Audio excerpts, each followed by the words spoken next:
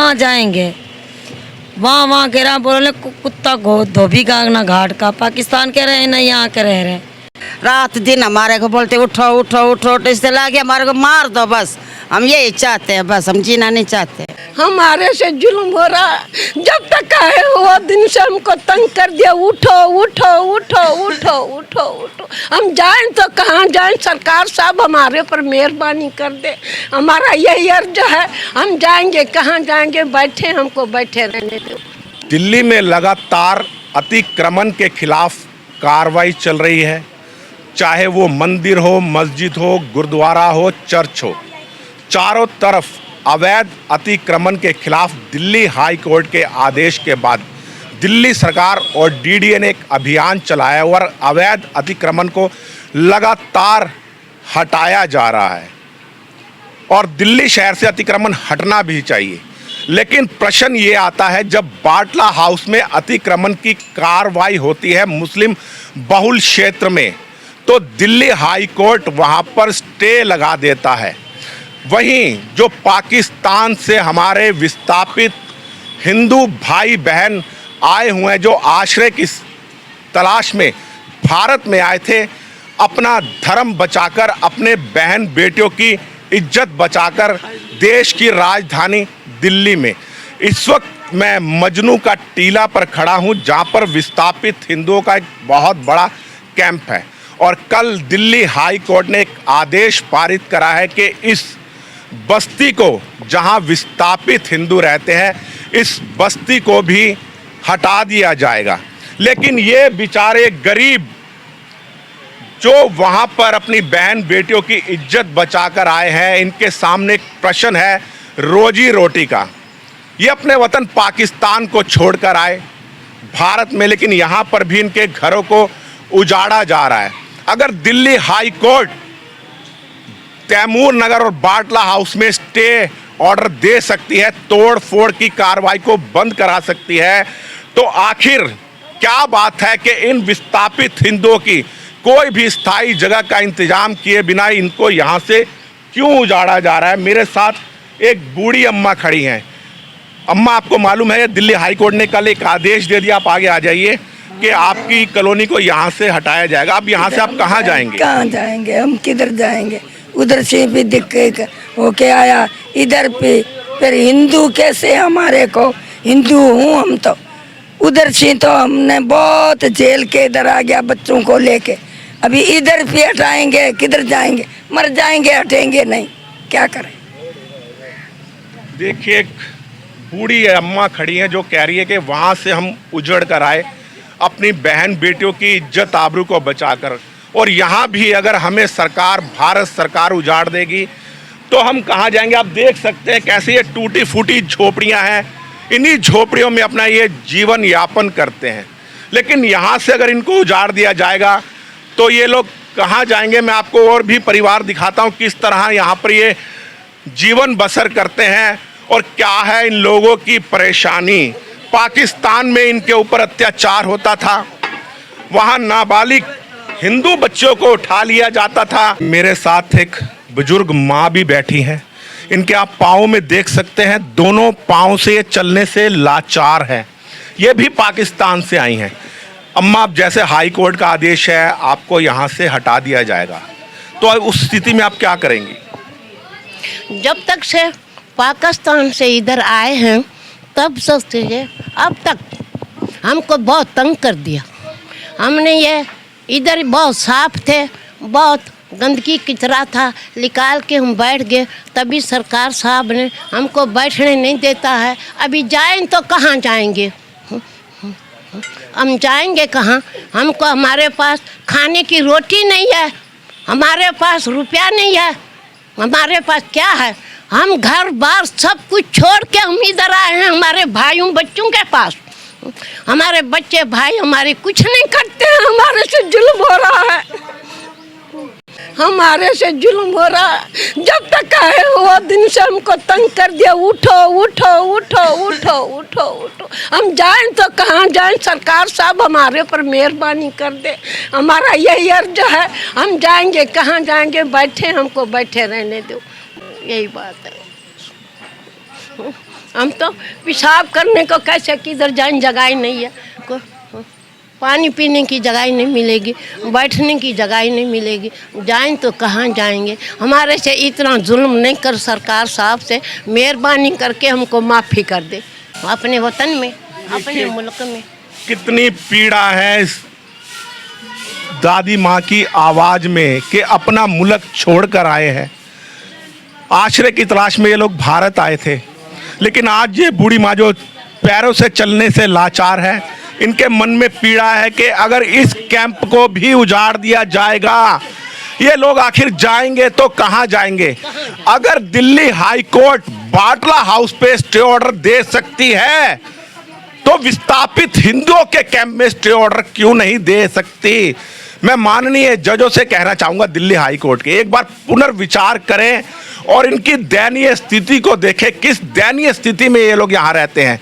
अब बारिश का मौसम आ गया है, पिछले साल भी यहाँ इस कैंप में कई लोग डेंगू से मारे गए थे। सिग्नेचर ब्रिज में भी एक महिला डेंगू का शिकार होकर मर गई थी। यहाँ अक्सर मलेरिया हो जाता है क्योंकि यमुना का किनारा है, डेंगू आ जाता है और भी गंभीर बीमारियां इन बच्चों को घेर लेती हैं। कुछ महिलाएं बैठी हुई हैं और मैं उनसे भी बात कर लेता हूं।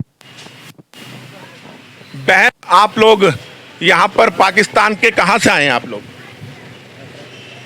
वो तो 20 साल से कह रहे, सिंध हैदराबाद से आए हैं। सिंध हैदराबाद से आए हो। आपको मालूम होगा अब हाई कोर्ट ने एक आदेश दे दिया कि इस बस्ती को हटाया जाएगा, तो ऐसी स्थिति में आप क्या करेंगी? क्या करेंगे, बैठे हैं जो सड़क पे बैठ जाएंगे। उनको पे प्यास के हमारे पे तरस आएगी तो कौन का बिठा देगा अच्छी जगह पे। ये सरकार को काम आ रही जगह तो हमें और जगह पे अच्छी सी जगह दे, हमारे बच्चे के भविष्य बन जाए, पढ़ा लिखा हो। अभी तो हमारे बच्चे ही पढ़ रहे हैं, कहाँ जाएंगे पढ़ाने के लिए। और वो भविष्य ही हमारा टूट जाएगा यहाँ से तो हम कहाँ जाएंगे। मेरे सरकार से हमारी ये विनती है, हमारे ऐसी जगह पे बिठा दो, हमारे बच्चे भी कुछ हो, हमें रोजी रोजगार भी मिले, कमाने भी जाए तो 100-200 मिल जाए। अब तो बैठे हैं, देखे अफसोस करके बैठे हैं, घर का झाड़ू भी नहीं लगा रहे हैं, बर्तन भी पड़े हैं, रात को खाना तक नहीं खाए, कहाँ जाएंगे। वहाँ कह रहा बोले कुत्ता धोबी का ना घाट का, पाकिस्तान के रहे ना यहाँ के रह रहे। अब क्या बताया, अब हम तो सरकार को ये कह रहे हैं, कान का हमें अच्छी जगह पे बिठा दो। ये चलो ये जमुना के कप है तो क्या जाएंगे, हमें इतनी ऐसी जगह पे बिठा दे। खोद के बैठे हैं वहाँ पे, नहीं बैठने दे रहे तो अभी कहाँ जाएंगे। मार दो, इतना बड़ा बम ला के इस बस्ती में रख दो, सारा फूट जाएगा ना। हम वहाँ के रहेंगे ना यहाँ के रहेंगे, हमारा खेल ही खत्म हो जाएगा। बस हम यही प्रार्थना करते हैं। देखिए कितनी पीड़ा है इन महिलाओं के मन में। ये कह रही हैं कि एक बम डाल दिया जाए और हमें जीते जी मार दिया जाए, ना तो हम पाकिस्तान के रहे और भारत में आश्रय की स्थान में आए हैं। तो यहाँ भी कब्रिस्तान थी, ये बच्चे बुरे हुए थे, अंदर महिलाएं जनाजे अंदर थे। खोद खोद के हमने रात दिन एक करके सांप बिच्छू पानी मिला, यहाँ जवान बेटा मर गया भूत, ये इसकी वजह से। और हमारे बंदे मर गए बगैर बिजली के, बगैर तफड़ तफड़ के। अभी हमको थोड़ा सुख मिला है, कहाँ से ईंटें, कहाँ से लकड़ी, कहाँ से हमने ऐसे घोंसला बनाया। अभी भी हमारे पास रात दिन हमारे को बोलते उठो उठो उठो, इससे लगे हमारे को मार दो। बस हम यही चाहते हैं, बस हम जीना नहीं चाहते। देखिए ये छोटे छोटे बच्चे हैं जिनके माथे पर तिलक है। शायद भारत में रहने वाले बच्चे इस तरह अपने माथे पर तिलक नहीं लगाते हैं, लेकिन ये पाकिस्तान से आए हुए वो विस्थापित हैं जो अपना धर्म बचाने के लिए भारत में आए हैं आश्रय की तलाश में। लेकिन इन बच्चों के भविष्य का क्या होगा? दिल्ली सरकार और हाई कोर्ट के आदेश से अतिक्रमण को हटाया जा रहा है, लेकिन क्या इनकी कोई उचित व्यवस्था नहीं होनी चाहिए? मैं ये नहीं कहता, ये कहते हैं कि यमुना के किनारे पर बैठे हुए हैं। मैं आपको बता दूं यहाँ से सिर्फ 1 किलोमीटर पीछे जो शरणार्थी आए हुए थे तिब्बत से, यहाँ उनको पक्के मकान दे दिए गए हैं, यहाँ उनकी मोनेस्ट्री बनी हुई है, उनके बड़े बड़े बिजनेस और मॉल यहाँ चल रहे हैं। अगर ये यमुना के किनारे पर बैठे हैं तो वो तिब्बत शरणार्थी भी यहाँ पर यमुना के किनारे पर बैठे हैं। अगर यहाँ से इनको हटाया जाता तो उनको क्यों नहीं हटाया जाता? क्यों वो ये जमुना को बना रहे, अब गंगा के किनारे पे नहीं बैठे हैं। मैंने तो वो देखे हरिद्वार में, ये गंगा बह रही है, ऊपर से उनकी बनाए पड़े हैं। क्या उनकी भविष्य गंगा की नहीं बनी हुई है? तो सरकार को सोचना चाहिए कि हमें भी कुछ न कुछ फिल्म बना दे तो बैठे रहे। से इतना बताओ कि जी जी जी, आप बताइए। गरीबों का जन्म क्यों दे। पाकिस्तान में जब हम लोग थे हमारा बड़ा सुख था वहाँ पे, पर मुसलमानों ने हमारे ऊपर बहुत जुल्म किया। हमारे पक्के मकान, प्लॉट, ज़मीनें सारे मुसलमानों ने वहाँ पे ममदूनों ने सारे छीन गए। तो हम लोग बड़ी उम्मीद लेके यहाँ पे आए थे। भारत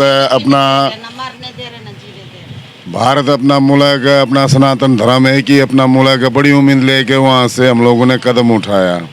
यहाँ पे आ गए 3 4 5 साल हम उक्का दुक्का फुटबॉल पे रहे, उधर रहे, जंतर मंतर पे रहे, बड़े धक्के खाए, यहाँ पे भूखे भी मरे, मच्छरों में इधर इधर जाके ये जगह हमारे को देख ली हमने। ये जगह हमने देखी तो ये पूरे छोटे छोटे बच्चों की ये सारे थे 2012 में आए थे। यहाँ से उजाड़ दिया जाएगा तो आप कहाँ जाएंगे? आप कहाँ हम जाएंगे? ना हमारा वहाँ पे ठिकाना बोल गए, ना उधर था ठिकाना, उधर था ठिकाना पर मुसलमानों का इलाका था, पाकिस्तान था। वो कहते थे जाओ अपने भारत में सारा हो, तो हम सब कुछ लुटा के यहाँ पे आ गए।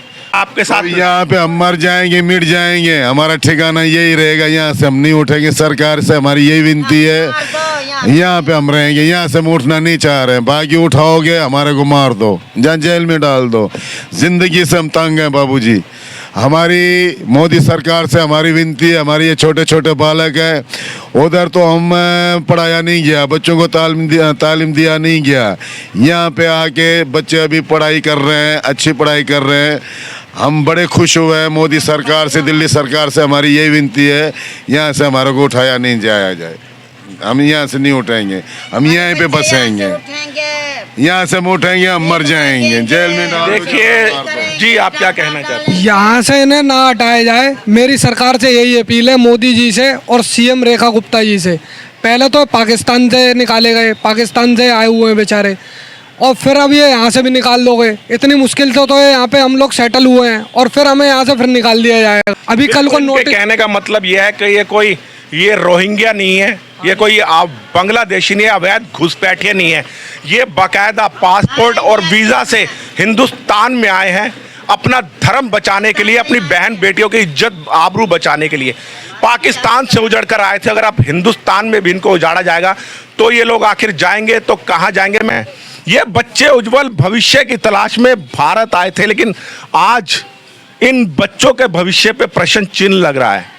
केंद्र सरकार को सोचना चाहिए, देश के प्रधानमंत्री जी को सोचना चाहिए और माननीय उच्चतम न्यायालय के न्यायाधीशों को भी सोचना चाहिए। आप हटाइए अवैध बांग्लादेशियों की बस्तियों को, हटाइए रोहिंग्याओं की बस्तियों को, हटाइए जो अवैध बस्तियां हैं, लेकिन इन गरीबों पे दया कीजिए जो अपने वतन को छोड़कर हिंदुस्तान में आए थे अपना जीवन बचाने के लिए, अपनी बहन बेटियों की इज्जत आबरू बचाने के लिए। लेकिन ये लोग परेशान हैं। इस तरह से इनको प्रताड़ित ना किया जाए। मैं एक पत्रकार हूं, लेकिन मन इतना दुखी है, मैं आपको बता नहीं सकता। कहने को ज़्यादा शब्द नहीं है। बस इसी शब्दों के साथ अपनी वाणी को विराम देता हूं। मैं राजेश भसीन, संवाद नेशन के साथ, दिल्ली के मजनू टीला के विस्थापित हिंदू कैंप से। जय हिंद, जय भारत।